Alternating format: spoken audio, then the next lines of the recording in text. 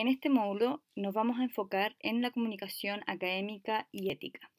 El programa de transversalidad curricular de práctica basada en la evidencia es una innovación curricular a nivel de Chile, el cual nace de la importancia de la formación de los estudiantes en práctica basada en la evidencia desde el pregrado, desde los primeros años de la carrera hacia el finalizar ambas carreras, tanto enfermería como obstetricia en nuestro caso, dado que esto fortalece la adquisición de ciertas habilidades y herramientas en práctica basada en la evidencia. Ya hacia el año 2017 se formaliza toda esta formación transversal de PE, tanto en la carrera de enfermería como obstetricia. Este programa consta de 8 módulos que son distribuidos en la malla curricular desde primero a quinto año, y aquí ustedes pueden visualizar.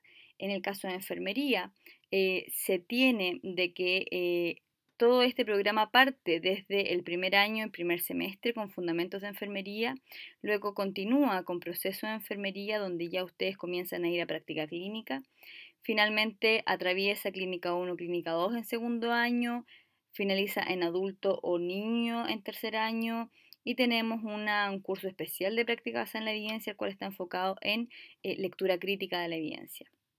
Finalmente, en cuarto año tenemos todo lo que es el módulo 7 enfocado hacia la planificación de los cuidados basados en la evidencia, y finalmente el internado comunitario y hospitalario también abarca la aplicación de la práctica basada en la evidencia. En el caso de obstetricia es bastante similar, también se distribuyen estos módulos desde introducción a la obstetricia, proceso de enfermería, enfermerías clínicas, y en el caso de obstetricia tenemos todo lo que es neonatología 1 y las clínicas neonatológicas y la clínica neonatológica 1, ginecología, obstetricia. También los alumnos van a tener todo lo que es el módulo de práctica basada en la evidencia, también van a aplicar en cuarto año los diferentes módulos respecto hacia la planificación de los cuidados obstétricos, y también finalizan con un internado intrahospitalario y comunitario. En el módulo 1 en específico, los alumnos identificarán las secciones de los informes académicos, analizarán diferentes formas de escritura de un informe académico, además aplicarán técnicas y estrategias del desarrollo de informes académicos en los trabajos solicitados. La idea es que todo lo que se aprenda en este módulo lo puedan aplicar en diferentes trabajos a lo largo de la carrera a partir del primer año. Discutirán la importancia del plagio académico, contrastarán la citación y la referenciación, identificarán elementos necesarios para referenciar en formato Vancouver y construirán citas y referencias bibliográficas en Vancouver basadas en libros y artículos electrónicos. Al finalizar con éxito este módulo, los alumnos deberían ser capaces de desarrollar un informe académico estructurado con el formato solicitado desde el punto de vista de la academia, diferenciar entre el plagio, citación y referenciación, y confeccionar referencias bibliográficas en el estilo Vancouver. Finalmente, el contenido que se verá serán elementos de un informe académico, el plagio académico, citación y referenciación en el estilo Vancouver. Comencemos con las presentaciones académicas. Bueno, de diferentes presentaciones académicas, tanto orales como escritas. Brevemente, lo que respecta a presentación oral, hay algunas recomendaciones. Primero y siempre ustedes deben realizar o establecer el propósito de la presentación, ¿sí? Dado que esto nos ayudará a enfocar la presentación y excluir información que podría estar siendo poco útil. Organizar la información de una manera lógica, clara y secuencial, con tal de que la audiencia, quien los está mirando, quede sin muchas dudas en relación a la coherencia de la presentación que ustedes han hecho. Establecer de 3 a 5 puntos principales a transmitir, no muchos más, sino el foco se tiende a perder. Y preparar la presentación acorde al público o la audiencia, obviamente. Si son pacientes o si son profesores, obviamente el lenguaje, las imágenes serán diferentes. Además, establecer un tiempo prudente para la presentación. En general, presentaciones que duren más de 20 minutos tienden a perder un poco la atención desde el punto de vista del público. Por lo tanto, se sugieren presentaciones cortas, precisas y concisas. Además, se sugiere preparar un medio audiovisual claro y efectivo en la transmisión del mensaje. Considerar gráficos y tablas que refuercen el mensaje a transmitir, que sean claros y fáciles de entender por la audiencia. El medio audiovisual es muy importante desde el punto de vista de transmitir la información, ya que un medio audiovisual que distraiga a la audiencia, obviamente va a ser un factor negativo en la presentación. Y por otra parte, tanto los gráficos como las tablas, la idea es que sean simples, sencillos, utilizar un gráfico en una diapositiva o una tabla en una diapositiva, y lo más lógico es que sean lo más fáciles de entender, ¿sí? Se recomienda practicar la presentación previamente para, ya sea para practicar el tiempo, como también para evaluar diferentes errores que se pudiesen haber cometido. Considerar el copyright de la información a presentar. Y esto se entiende como los derechos de autor, y es algo relacionado que vamos a ver más adelante en relación al plagio y la referenciación. En el día de la presentación se recomienda llegar algunos minutos antes al auditorio, cosa de tener todo preparado, una postura que indique interés hacia el público. Lo ideal siempre es mirar al público a los ojos, evaluar si es que están entendiendo o no, dado que eso nos va a entregar y otorgar una retroalimentación de la presentación que estamos realizando. Mantener un contacto visual con todo el público, mantener una postura corporal firme pero relajada, que no se note ansiedad en la presentación, pero que a la vez demuestre que ustedes están interesados en esta presentación. Transmitir el mensaje con entusiasmo, usando un tono de voz preciso, usando gestos corporales precisos, no mover las manos demasiado para que no sea un ente distractor hacia el público. Hablar pausado y con un buen volumen, y utilizar el espacio físico disponible. Esto quiere decir que ustedes se pueden mover para lograr captar la atención del público, pero tampoco la idea es que se muevan tanto, cosa de que sea un distractor. Desde el punto de vista de la presentación, lo ideal es tener una pequeña introducción, ¿cierto? Saludar al público, contar esta introducción, contextualizar el trabajo, presentar objetivos y los índices de contenido. Desde el punto de vista del desarrollo, la idea es que ustedes en el medio audiovisual y en la presentación logren desarrollar puntos relevantes de la misma, transiciones claras entre un punto y otro, y obviamente aclarar algunos puntos confusos. Finalmente, para la conclusión, lo ideal es que se comience a cerrar la presentación con una frase como, por ejemplo, en conclusión o como conclusión. Esto es un indicador y le indica al público de que ya la presentación está finalizando. Resumir algunos puntos claves, terminar con gracias por su atención o gracias por su tiempo, y obviamente abrir, si es que corresponde, preguntas al público. Desde el punto de vista de las presentaciones escritas también son muy interesantes desde el punto de vista de un estudiante de universidad, ya que siempre y constantemente van a tener que estar realizando presentaciones escritas, y esto se entiende básicamente por algún reporte, algún informe, algún trabajo que ustedes tengan que entregar en cada curso. ¿Qué recomendaciones se sugieren para la realización de informes académicos? Obviamente siempre establecer el propósito de esta presentación del informe, ¿cierto? O sea, ustedes parten en la introducción diciendo cuál es el objetivo de este informe, cuál es el propósito de este informe. Lo ideal es organizar la información de una manera lógica, clara y secuencial. Primero se sugiere realizar un punteo en un borrador de cuáles son los tópicos o cuáles son los temas que sí o sí deben incluirse en este informe, dado que si no puede ser muy difícil y puede ser muy dificultoso la escritura de este informe académico. Se tiende a incluir información que es poco relevante, y la verdad es que puede perderse el foco del informe. Preparar la presentación acorde al público. Obviamente el informe también tiene que ir preparado, escrito para un público objetivo específico. No es lo mismo escribir un informe em, una, para una em, para una presentación de un curso, o para una presentación en un servicio clínico, o para una presentación de de una sesión educativa para adultos mayores, por ejemplo. Luego, considerar gráficos y tablas que refuercen, pero no repitan la información. Es decir, si ustedes escriben en párrafo algo que puede ser mostrado en un gráfico o en una tabla, lo ideal sería utilizar un gráfico y una tabla, pero no ambos en un mismo informe, ya que es repetición de la información y eso eventualmente pudiese aburrir al lector. Nuevamente considerar el copyright, ¿cierto? Cosa que vamos a ver, siempre referenciar o citar información que fue obtenida desde otro lugar. Y la redacción del texto debe ser coherente durante todo el informe, dado que en muchas ocasiones sucede que los alumnos de universidad se reparten las partes de un informe y luego una persona es la encargada de, digamos, pegar, ¿cierto? Y armar este gran informe, pero esas partes, las redacciones fueron diferentes, por lo tanto, cuando uno lo lee de manera completa, se nota los cambios de redacción y se nota que finalmente los alumnos lo hicieron por parte y después lo pegaron. Entonces, lo ideal es que ustedes logren tener una redacción similar a lo largo del texto. Si bien pueden hacer partes por separado, lo ideal es que al final se le dé una revisión al texto y se logre corregir estas partes de la redacción.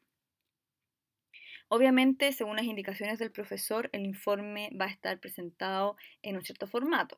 Se los van a pedir, le van a decir cómo debe presentarlo. Ojo con esa información. Si el profesor le dice que tiene que ser en Word, en tamaño letra 12, con espaciado simple, o sea, ustedes deben seguir esas instrucciones, ya que son parte del formato. Revisar que no existan faltas de ortografía o redacción. Y obviamente además evaluar el formato y la compaginación. Y esto también tiene que ver con lo que les comentaba antes. O sea, en muchas ocasiones los alumnos toman este informe, lo reparten y después lo pegan sin darse cuenta de que ya sea la redacción o los formatos pueden ser diferentes y eso la verdad es que les va a bajar unos puntos valiosos que son absolutamente fáciles de obtener y que solamente necesitaban una revisión final. Y obviamente la entrega en formato electrónico, ya sea Word o PDF o impreso, ¿cierto? Debe tener una cierta estructura. Si se les solicita la entrega en formato electrónico, bueno, deben cumplir con esa instrucción. En el caso de que sea impreso, lo ideal es que este informe se presente anillado o en una carpeta con algún corchete, ¿sí?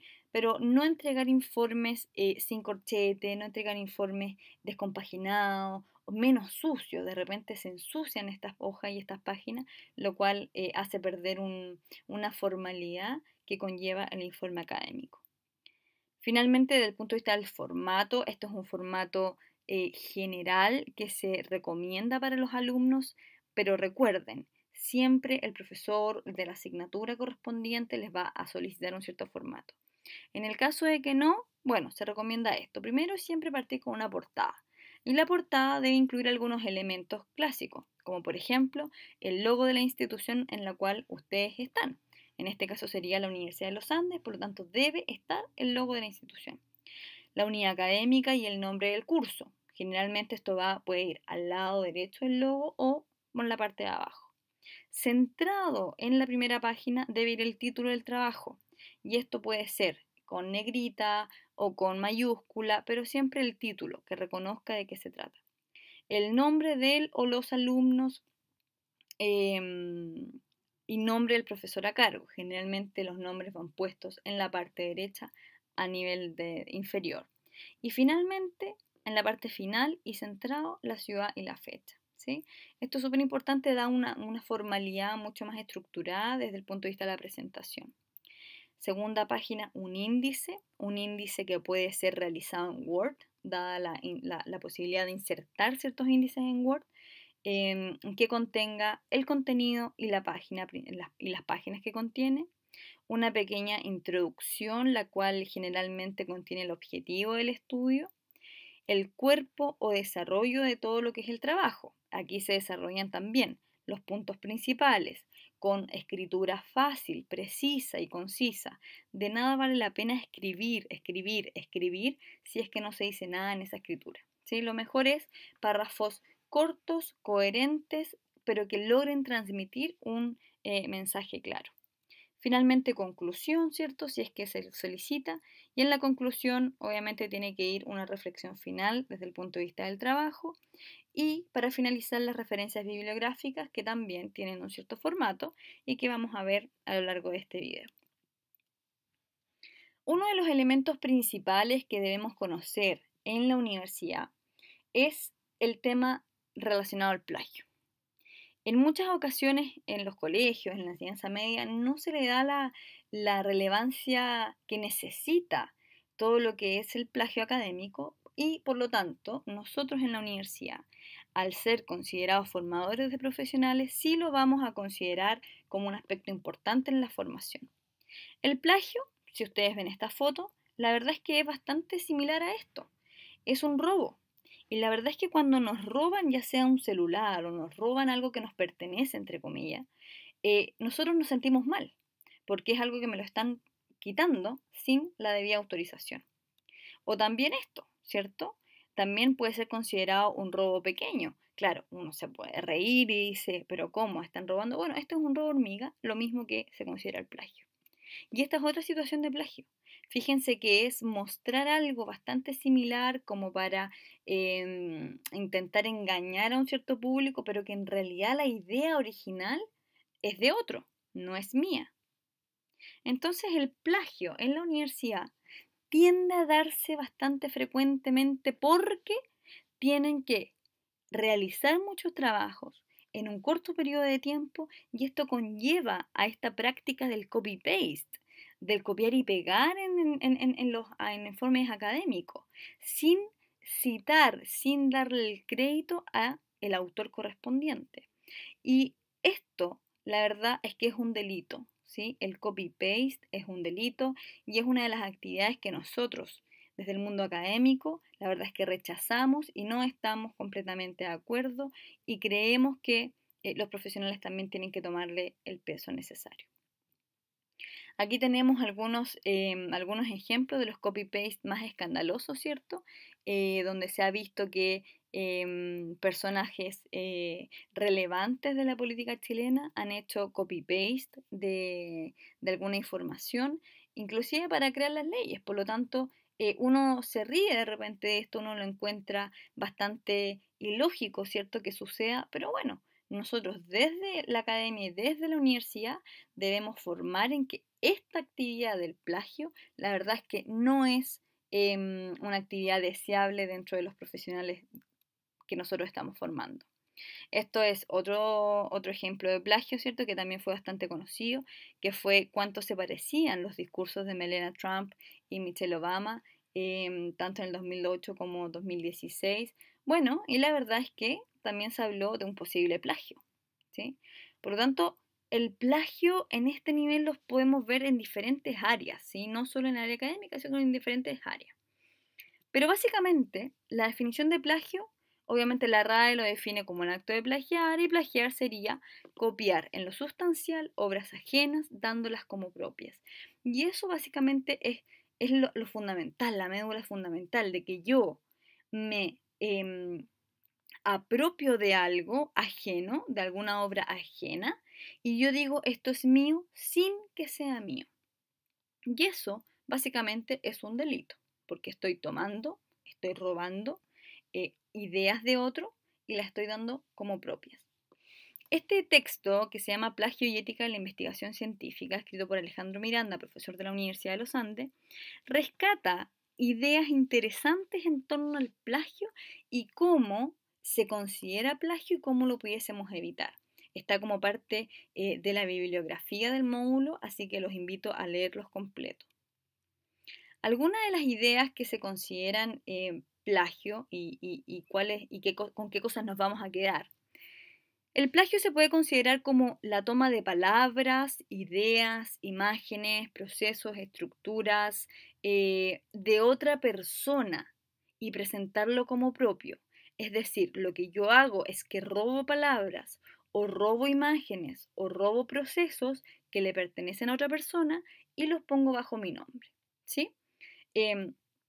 Obviamente esto se considera un fraude, un robo literario en muchas ocasiones, y esto no solo afecta a obras literarias propiamente tal, sino que afecta a ideas científicas, a procesos de ingeniería, a diferentes elementos que son de otra y que le pertenecen a otra persona. Y este plagio abarca desde artículos de los estudiantes, desde resúmenes de los profesores que los estudiantes toman y los comparten o lo hacen propios, hasta diferentes artículos publicados. Y de hecho han ocurrido diferentes actividades de plagio en artículos que ya han sido publicados por revistas prestigiosas. En la revista de Miranda aparece que el plagio viola el derecho de propiedad del autor. Por lo tanto, aquí hay un elemento súper importante y que vale la pena destacar. Cuando un delincuente roba algún elemento material, obviamente eso es un acto, ¿cierto?, de delincuencia, un acto que es reprochable, un acto que en realidad nosotros no nos queremos ver sometidos a eso. Pero eso es un aspecto material. En tanto, el plagio no se refiere a al robo, perdón, material de ciertos elementos, sino que es más bien un robo intelectual, es un robo de las ideas, ¿cierto? Entonces, ese robo viola lo que es el derecho de propiedad del autor. Y por eso está penado también por la ley, y en específico por la ley chilena, se pena el plagio. Hay algunas formas especiales de cometer plagio, ¿cierto? O de copiar esto en lo sustancial. Por una parte, el pago por la tesis o por ciertos trabajos. Cuando yo pago por algo que otro haga, lo que estoy haciendo es que estoy comprando la idea del otro y haciéndola pasar por mía, aunque haya pagado. Pero la idea es del otro, sigue siendo del otro, no es mía, a mí no se me ocurrió, por lo tanto es considerado plagio. Y también existe el autoplagio, que esto es como un poco irrisorio, pero existe el autoplagio. O sea, por ejemplo, publicar el mismo trabajo en lugares diferentes, con títulos diferentes. Lo que ahí estoy haciendo, estoy engañando al lector, haciendo pasar un trabajo como original, siendo que ya no es original. Y por otra parte, y algo que sea muy comúnmente en el aula académica, ¿cierto? En el área universitaria, es presentar dos veces el mismo trabajo. Por ejemplo, si ustedes hicieron un trabajo para el curso A y justo les tocó un trabajo muy similar en un curso B y presentan el mismo trabajo, eso también es considerado plagio, porque ya había sido publicado o realizado anteriormente. Y para lograr enfrentar el plagio y evitarlo, existe una herramienta que es muy fácil de conocer, de practicar, y es una herramienta que vamos a incorporar desde el primer año de la carrera, que es citar y referenciar. Y básicamente la cita da a conocer que cierta información procede de una fuente en específico.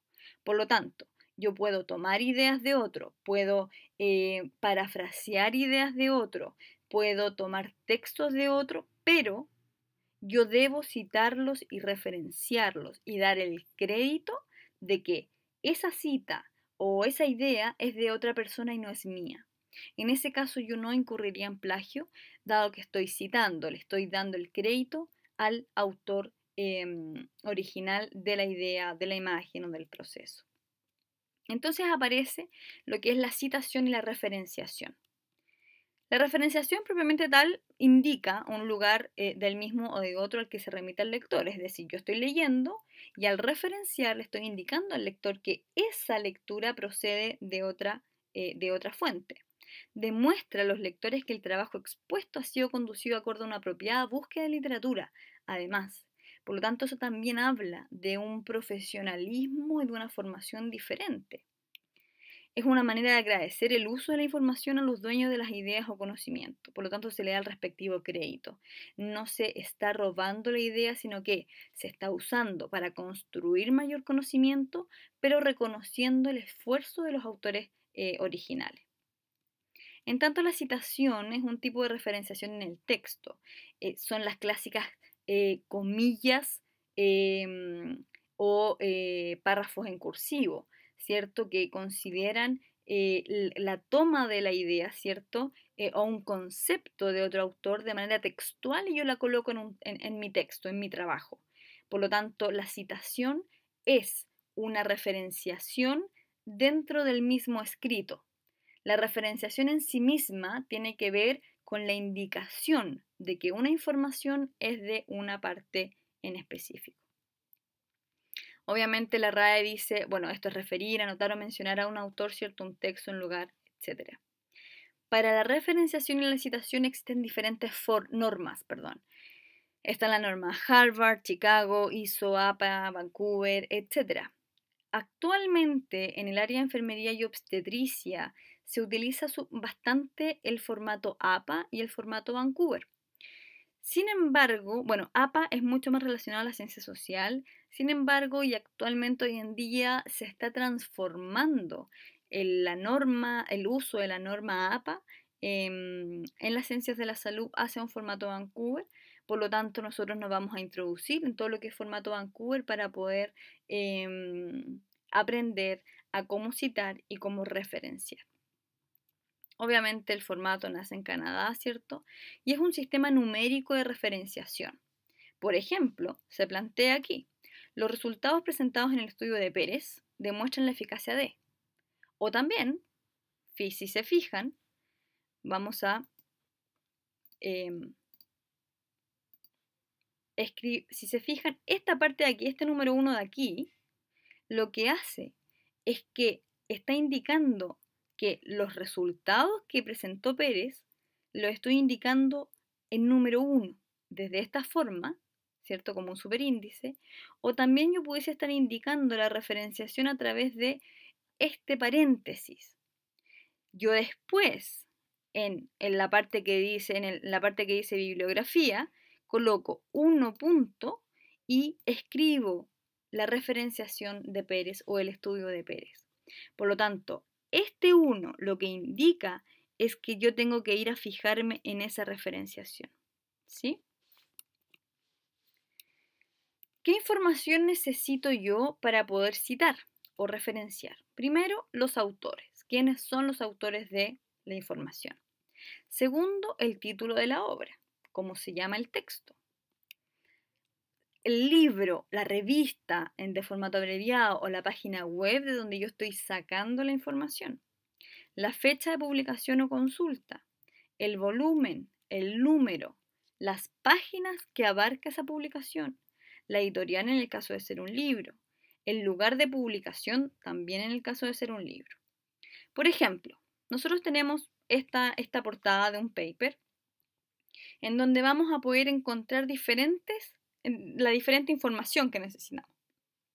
Esta zona de acá se referirá a todo lo que es el título, ¿sí? Entonces, toda esta parte es el título de la obra. En esta zona de acá, nosotros lograremos encontrar a los autores de esta obra, quien lo hizo, con su respectivo apellido y nombre. Y si se fijan en este caso de la revista, nos vamos a encontrar con el nombre de la revista, que en este caso es Nursing Research, que nos vamos a encontrar con el año de publicación, cuando se publicó esto, el volumen de la revista, el número de la revista y las páginas que toma el artículo. Por lo tanto, siempre nosotros en las revistas, en los journals, en los artículos científicos, vamos a tener la disponibilidad de la mayoría de la información. Lo único que tenemos que saber es cómo ordenar esta información para lograr una buena citación y una buena referenciación.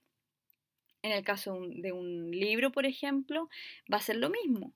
Vamos a tener el título de la obra, la edición en la cual se está trabajando, que generalmente trabajamos con la última edición. Fíjense que acá aparece el año de publicación, tanto original como el año de publicación del último update. Los autores que son y el lugar de publicación al final. Por lo tanto, siempre nos vamos a ir encontrando con la información y lo único que tenemos que hacer es ordenarla. Por ejemplo, vamos a aprender a citar en texto. Si yo voy a citar a un autor, lo que yo podría hacer es poner estudios recientes, 1, indican que la diabetes podría prevenirse de tal y tal manera. Por lo tanto, yo, en este caso, estoy citando que con este 1 me estoy referenciando a un cierto autor que lo voy a poner en la bibliografía más tarde.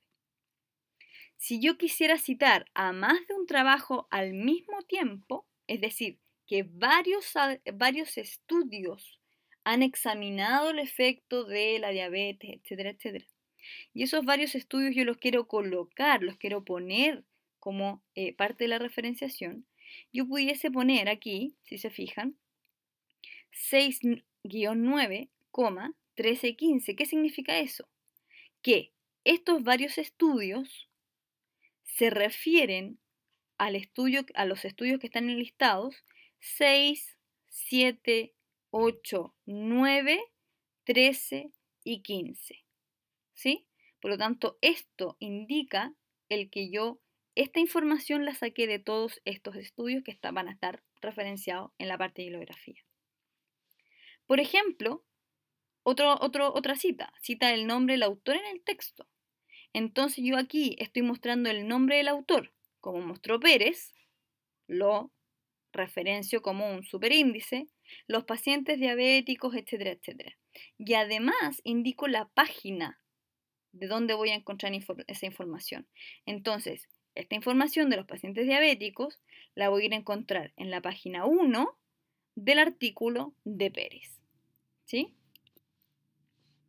Desde el punto de vista de la lista de referencia, es decir, la bibliografía que vamos a encontrar generalmente al final de los informes, estas pueden provenir de fuentes impresas o de fuentes online, ¿cierto? En Internet.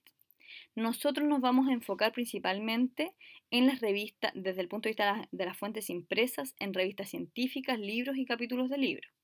Y por otra parte, desde las fuentes de Internet, nos vamos a enfocar en revistas científicas, libros y páginas web, porque en general son las comúnmente utilizadas. Cuando nosotros nos enfocamos en las fuentes impresas y en revistas científicas, vamos a tener que considerar que para referenciar, para poner esta referencia de la información, necesitamos la información de autores, título del artículo, el título de la revista, el año de la publicación, volumen, número y páginas del artículo. Si se fijan, estos puntos que hay aquí son relevantes porque deben ir como se citan. Luego aparece el título de la revista en cursiva, porque así también debe ir. El año de la publicación, punto y coma, el volumen, entre paréntesis es el número y 2 puntos páginas del artículo. Por ejemplo, si nosotros tomamos este artículo, debería ser Villena R, que es el apellido, ¿cierto? Vacunas e infecciones respiratorias, revista médica clínica Las Condes, el año de publicación, el volumen, el número y las páginas del artículo, ¿sí? Y es así como vamos a citar una revista científica que está impresa. Por otra parte, cuando vemos libros, lo ideal es tener autor o editor, en el caso de que esté, el título del libro en cursiva, la edición, si es que no es la primera edición, porque puede ser la tercera, cuarta, quinta edición, el lugar de publicación, punto y coma, el editor, que generalmente son empresas, punto y coma, año de publicación. Un ejemplo de esto sería Hernández R, Fernández C, Baptista M. Estos son los autores de este libro. El libro se llama Metodología de la Investigación, que va a estar en cursiva. Es la quinta edición. Esto fue en México el lugar de publicación, 2 puntos, McGraw-Hill, que es el editor, y el año, que es 2010. Por otra parte, un capítulo o un libro, deberíamos citarlo muy similar a un libro, pero se debe incluir el capítulo del libro, donde se incluye en la parte inicial. Entonces, comenzamos con el autor del capítulo, el título del capítulo, punto, y se debe colocar en 2 puntos. Y a partir de en comienza todo lo que es la cita de el libro propiamente tal. Por lo tanto, en 2 puntos, el editor, el título del libro, la edición, el lugar de publicación, el editor, el año de publicación y número de página. Y entonces ustedes pueden poner P de la 10 a la 20, por ejemplo. Un ejemplo de ello sería Lolas F, Rodríguez E, Bioética, Generalidades y Conceptos Básicos, en Lolas F, de Freitas, etc. Bioética, que es el título del libro. Chile, Mediterráneo, punto y coma, 2013. Y esto va de la página 21 a la página 26. Si se fijan, en toda esta zona hasta acá, hasta conceptos básicos, es la referencia hacia el capítulo. Y en Lola hacia en adelante es la referenciación del libro completo. ¿Qué sucede con todos los elementos que están publicados en Internet? Veamos la revista científica.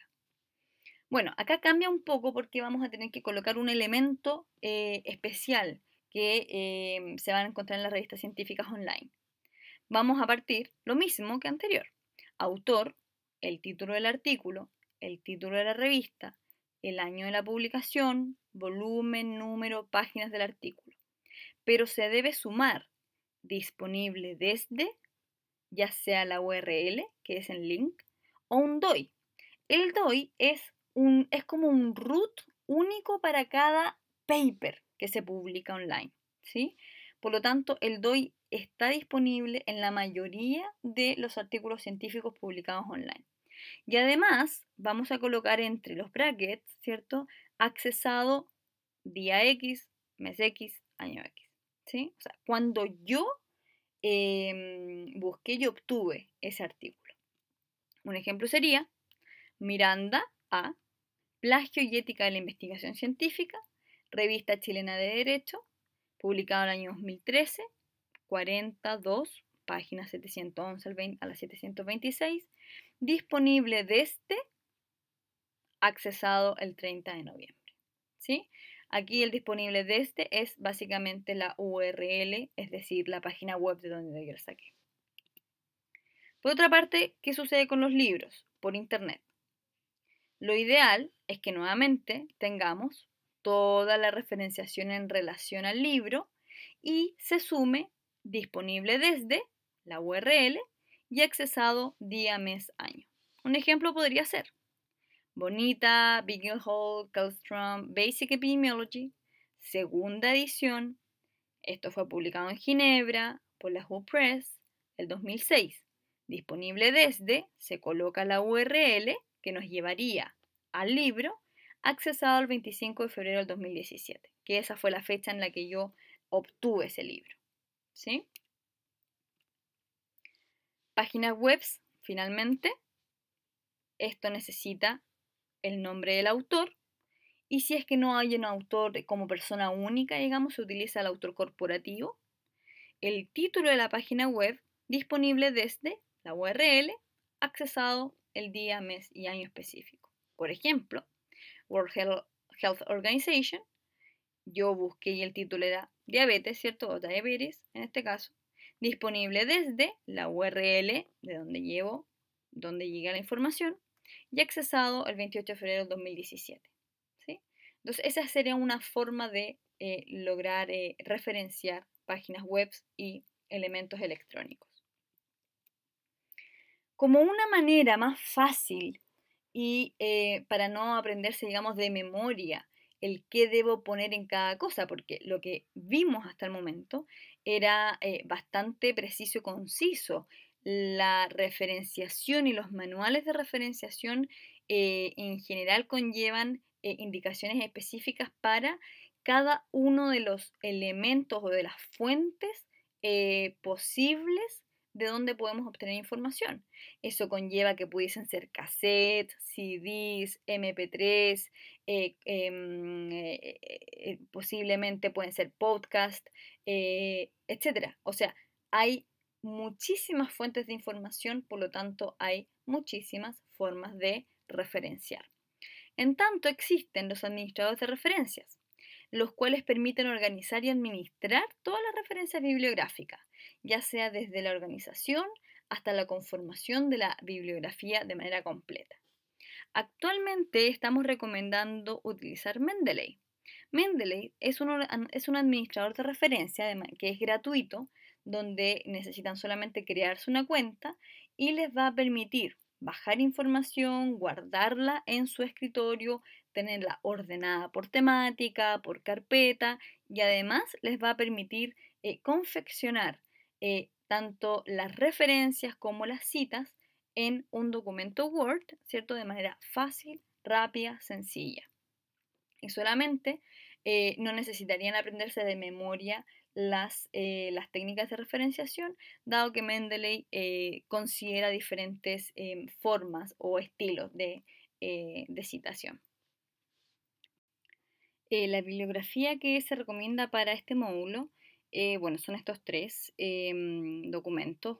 Por una parte, Imperial College, el cual dicta las diferentes reglas y normas de la citación en formato Vancouver. Está disponible de acceso gratuito, por lo tanto se puede bajar y usar sin ningún problema, obviamente citándolo.